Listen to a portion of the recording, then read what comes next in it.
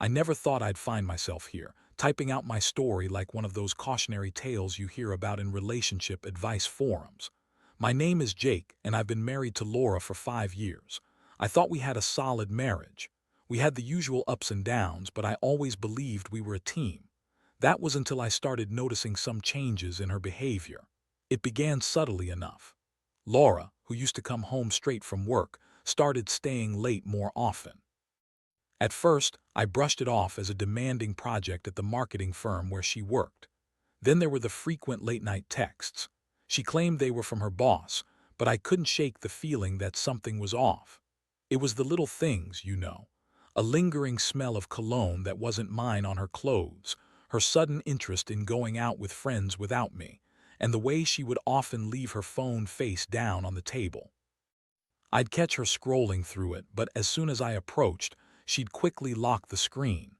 I tried to ignore my gut feeling because I didn't want to jump to conclusions. I trusted Laura. At least I thought I did. But the doubt festered in the back of my mind. I decided to dig a little deeper, not out of mistrust, but because I needed to understand.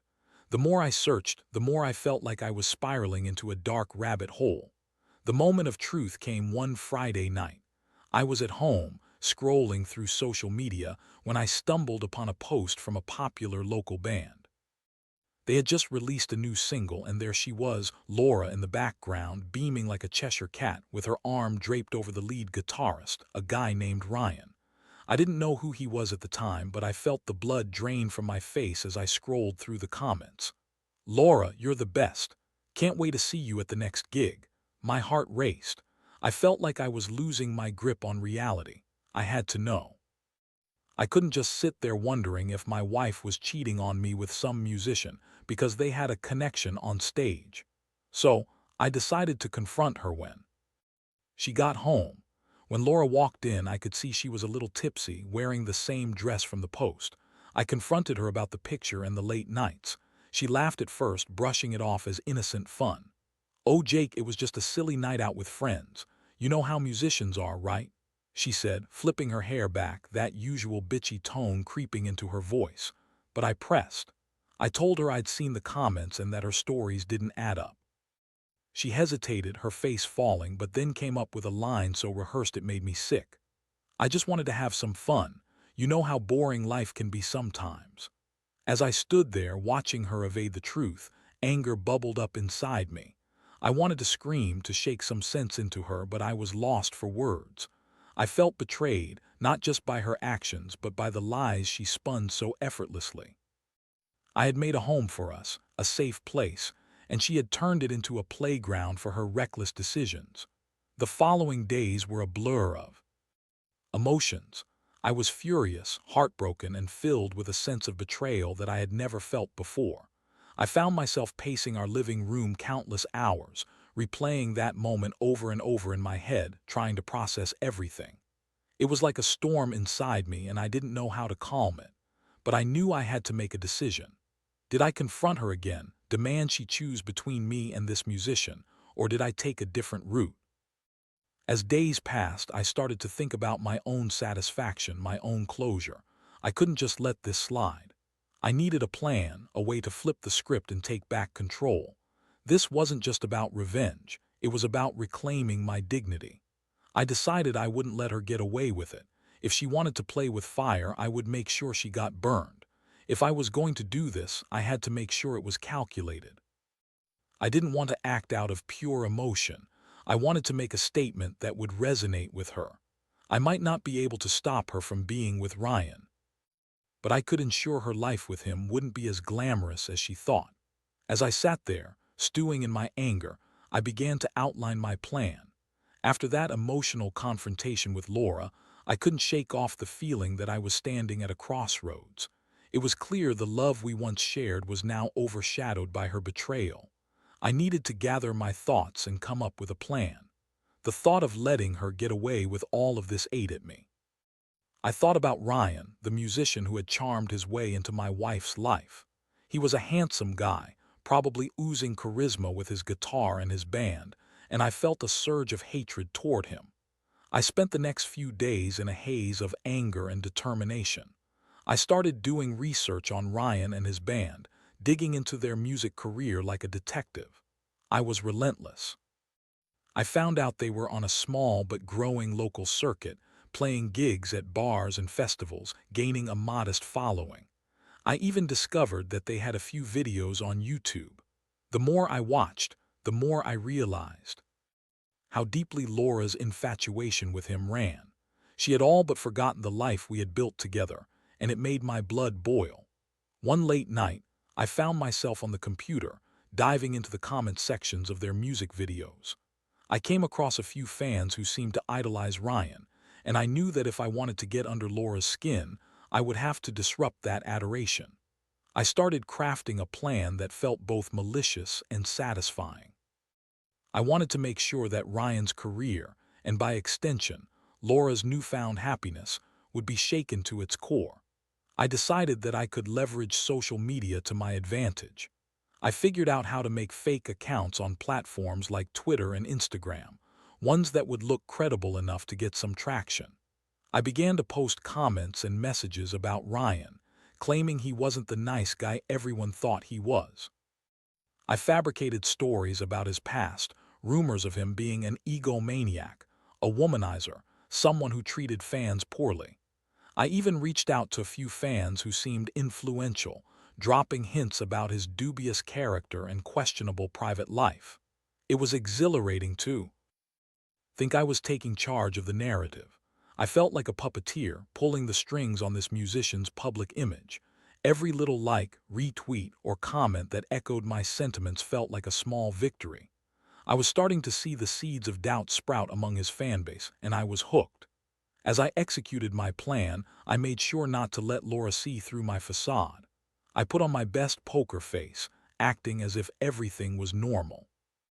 I'd come home, ask her about her day, try to engage in casual conversations, all while my mind raced with thoughts of revenge. I even feigned interest in her stories about her nights with Ryan and the band, making sure not to give away the fact that I was onto her. Slowly, the public perception of Ryan began to shift. I noticed comments from fans who were previously infatuated now questioning his character. "Did you hear what he did at that last gig?" Or, "I thought he was better than that." It felt like I was getting closer to a breaking point, and I was looking forward to seeing how Laura would react when the truth started to unravel around her. But I also knew that I had to be careful. I didn't want to blow my cover or let Laura catch on to the fact that I was plotting against her. I needed to balance my revenge without raising any red flags. I had to maintain the illusion of the supportive husband while quietly orchestrating the downfall of the man who had come between us. The more I learned about Ryan, the more I found what I believed to be a weakness. I found out that he had gotten into some legal trouble a few years back related to a bar fight. I knew I could use this to my advantage. I needed to amplify that story, to blow it up to a point where it could become detrimental to his career. I contacted a few local music bloggers and slipped them the information, suggesting they might want to dig deeper into his history. As the days turned into weeks, the pressure started to build. Laura would come home buzzing with excitement after seeing Ryan and his band play. I could see her eyes sparkling with admiration, and it cut me to the core. But I reminded myself of the plan, of the satisfaction I would feel once I executed it fully. I could see the cracks beginning to form in Ryan's public facade. Some of the comments on his videos were starting to become less flattering. Fans were beginning to question his character. I felt like I was on the verge of achieving what I set out to do, and it fueled my anger even further. One night during one of those sleepless hours, I realized this wasn't just about revenge anymore. It was about reclaiming my life and my happiness. I was still deeply hurt, but I was also feeling a sense of empowerment. I was no longer the unsuspecting husband. I was taking control of my narrative, and it felt liberating. But as I was riding this wave of vengeful adrenaline, I had to remind myself that this could blow up in my face. I needed to think strategically about my next moves. As I plunged deeper into my revenge plan against Ryan, I began to realize that I wasn't just trying to sabotage his career. I was also grappling with my emotions toward Laura. Each time she came home buzzing about him, raving about their musical chemistry, it made my stomach churn. I thought about how naive I had been to trust her, to believe in our marriage so blindly. I felt like a fool, but I also recognized that I was gaining strength through this process. The rage I felt was morphing into a powerful determination to reclaim my self-worth. One evening, as Laura sat on the couch, scrolling through her phone, I decided to test the waters. I casually asked her how things were going with the band. "Oh, they're just getting better and better. Ryan is just so talented and the guys are like family. It's just so different from the corporate life I'm used to," she gushed, her eyes sparkling with excitement. I forced a smile, trying to mask my disgust, but inside I was churning. "Sounds like you really enjoy spending time with them." She nodded enthusiastically, completely oblivious to the turmoil brewing within me. I had to tread carefully. I didn't want her to suspect anything, especially not my growing resentment. I needed her to keep talking, to let me in on her thoughts. As I was formulating my next steps, I stumbled upon a particularly juicy piece of information about Ryan. I found out he had a gig coming up at a popular local venue that was known for attracting a large crowd. This was my opportunity.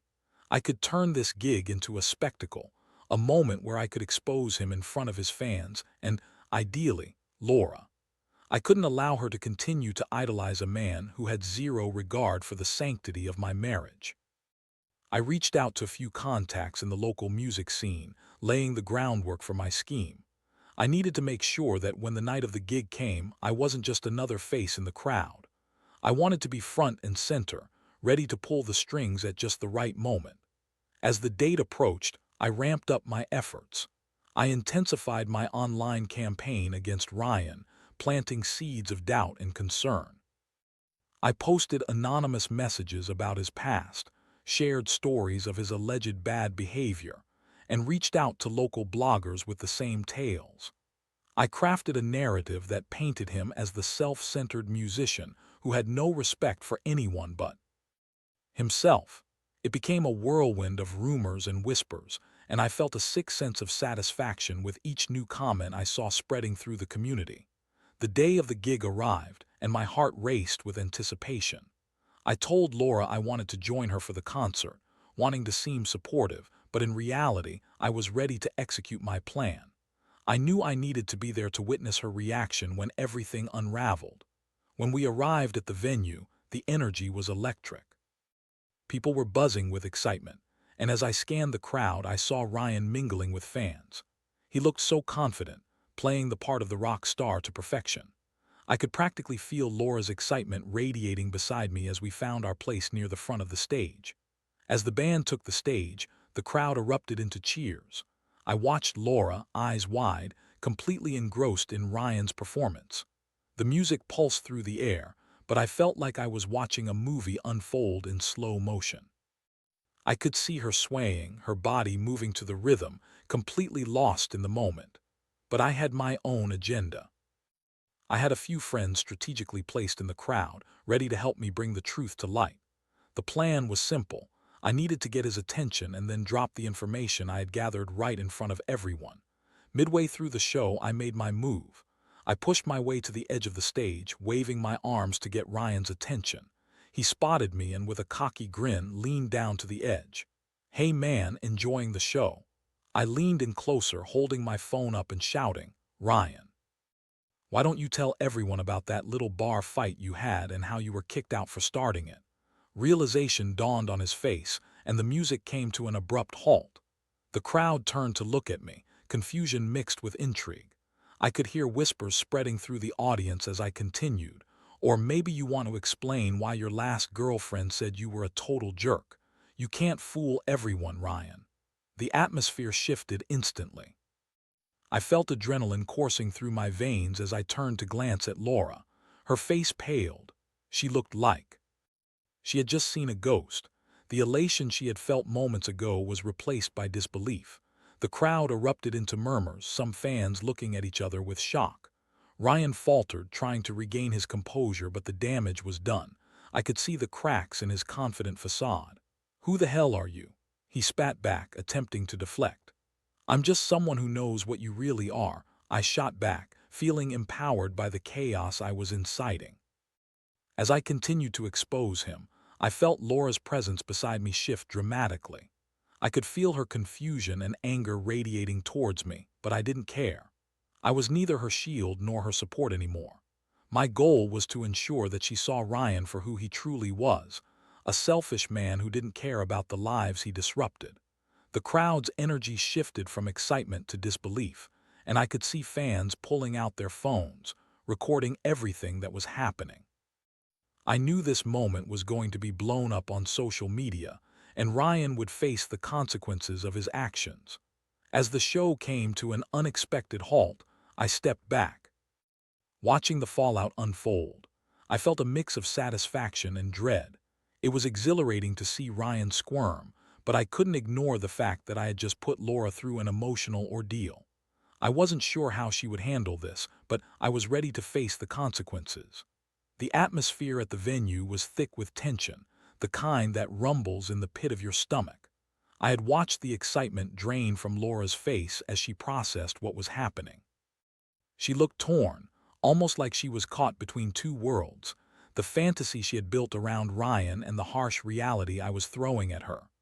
Ryan stood there, flustered and fumbling for words, trying to regain some semblance of control over the situation.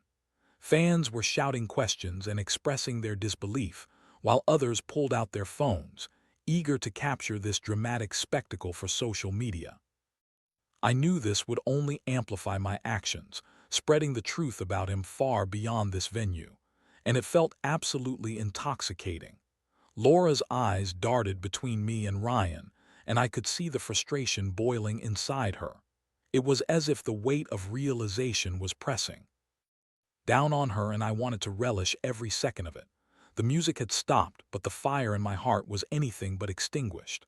Finally, Laura took a step forward, her voice shaking with anger and confusion. "Jake, what the hell are you doing? This isn't the time or place for this." I met her gaze, my resolve hardening.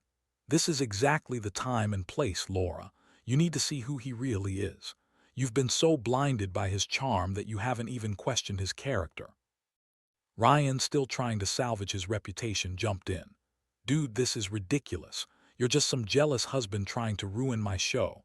If you think this is going to hurt me, you're dead wrong." I smirked, feeling the adrenaline rush through me. "It's not about hurting you, Ryan, it's about exposing you. And you know what? The truth is going to come out whether you like it or not." The crowd was now buzzing with energy, the tension palpable as they processed the chaos unfolding before them. Some fans seemed to back Ryan, while others began to turn against him. I could see the tide shifting, and I relished that power.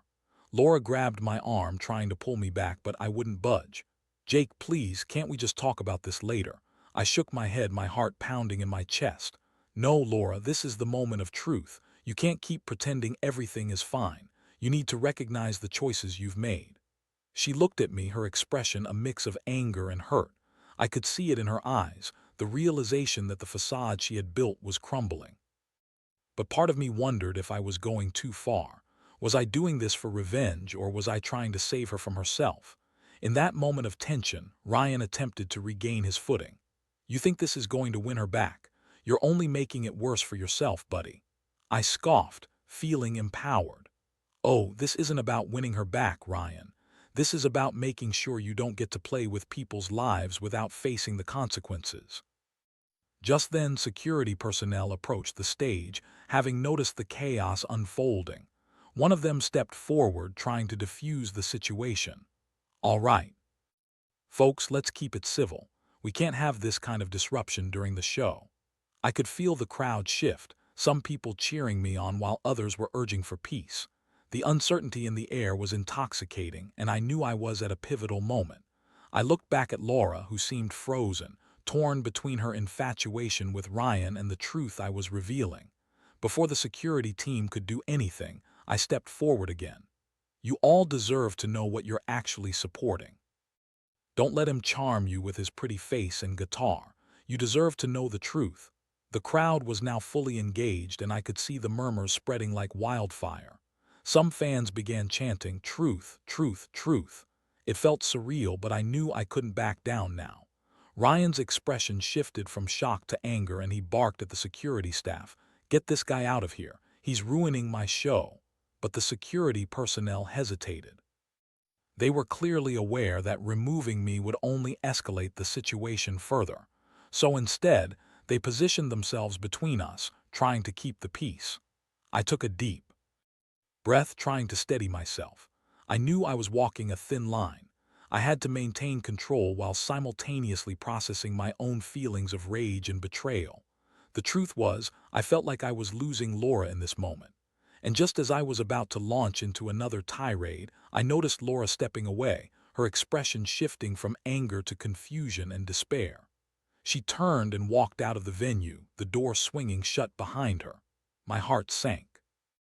In that instant, I realized that I had wanted her to see the truth, but I never anticipated that it would push her away from me entirely. The last thing I wanted was to lose her, even if she had betrayed my trust. I had thought this confrontation would draw us closer, but it seemed to have had the opposite effect.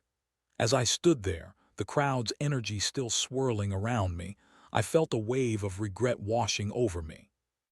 I had unleashed chaos, but I had also lost sight of the person I once loved. The band members were now trying to calm the crowd, and I could see Ryan glaring daggers at me. He was clearly rattled, and my actions were taking a toll on his carefully constructed image. But as I looked around at the sea of faces, I wondered whether exposing him was really worth the price I was starting to pay. As the crowd began to disperse, I turned to leave, my heart heavy with the weight of my choices. I didn't know if I had done the right thing, but I knew one thing for sure. I needed to find Laura and try to make sense of what had just happened. I rushed out of the venue, adrenaline still pumping through my veins, desperate to catch up with her before she got too far. As I burst through the doors of the venue, the cool night air hit me like a wave. I felt disoriented, adrenaline still coursing through my veins, mixing with the gnawing anxiety of what had just transpired. I scanned the parking lot, hoping to catch a glimpse of Laura before she slipped away. The reality of my actions began to settle in, and I felt a knot tighten in my stomach. What had I done? In the distance, I spotted her car and my heart sank. She was sitting inside, her head resting against the steering wheel. I approached cautiously, trying to calm my racing heart.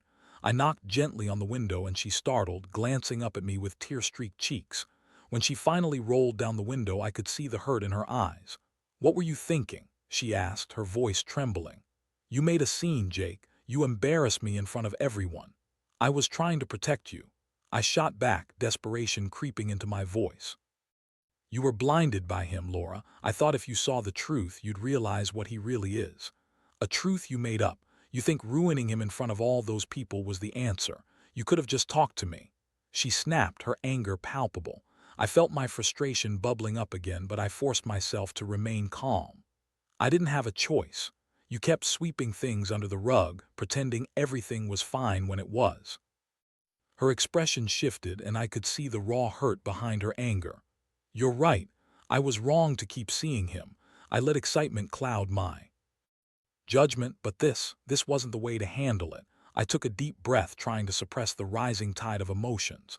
"I didn't want to lose you, Laura, and now it feels like I might have just pushed you away for good." She looked away, her breath hitching as she processed my words. "You might have. Do you even realize how this looks? You've turned yourself into the villain in my story, Jake." I leaned against the doorframe, feeling defeated. "I never wanted to be the villain. I just wanted you to see the truth, to know who he really is." Laura shook her head, tears spilling down her cheeks. "Maybe I'll never know the truth now because all I see is you acting out of spite. You've shown me a side of you I didn't know existed." My heart broke at her words. I didn't want her to think of me that way. "I was hurt, Laura. I felt betrayed, and I thought this was the only way to wake you up. I was wrong. I see that now." She looked at me, her eyes filled with a mix of anger and sadness. "But you can't just lash out like that. You can't force me to make decisions by humiliating someone else. That's not love." Love, the word hung in the air like a weight, and I felt the truth of it piercing through my defenses. "I know," I admitted softly. "I wasn't thinking clearly, I just wanted you back." Laura's expression shifted again, this time softening just a fraction. Jake, I don't know if I can go back to how things were. You've changed. I've changed. I was drawn to Ryan because he was different, exciting, but maybe I was wrong to chase that. Maybe we were both wrong, I replied, my voice barely a whisper, but I still care about you. I want to rebuild what we had, even if it's not the same. She sighed deeply, running her fingers through her hair. I don't know if it's that simple. You've taken something from me tonight, my love for him, my excitement, my trust in you. Then let me earn it back, I pleaded. I'm willing to fight for us. I just need a chance to show you I can change. We work through this together. Her eyes met mine, and for a moment I felt a flicker of hope, but then she looked away, her brow furrowing in thought. I need time, Jake. I can't just jump back into this after what happened. I'm lost right now. I get that, I said, my heart heavy. Take whatever time you need. I'll be here. With a long sigh, she reluctantly nodded. I just thought we were stronger than this. I thought you'd trust me enough to talk about your feelings instead of tearing everything apart. I know, I replied, feeling the weight of my actions crash down on me. I was scared. I didn't want to lose you, and I acted out of fear. I'll work on that. Laura wiped her eyes and took a shaky breath. Maybe we both need to work on a lot of things. I need to figure out what I want, and you need to figure out how to communicate without sabotage. Fair enough, I said, feeling the tension in my chest release just a bit. But I don't want to lose you in the process. Please. Just don't shut me out. She nodded again, looking more introspective.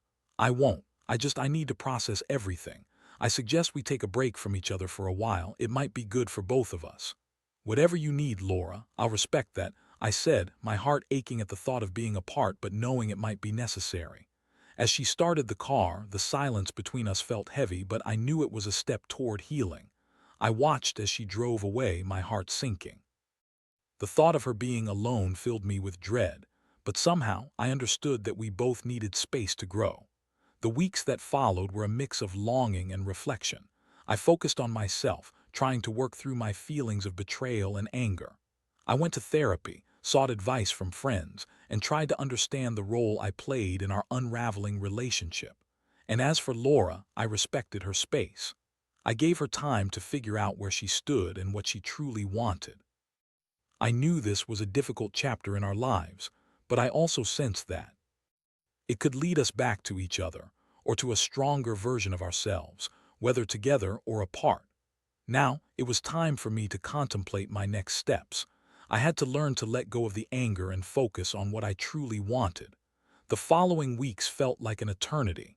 I gave Laura the space she needed, and during that time, I focused on understanding my emotions and reevaluating my life.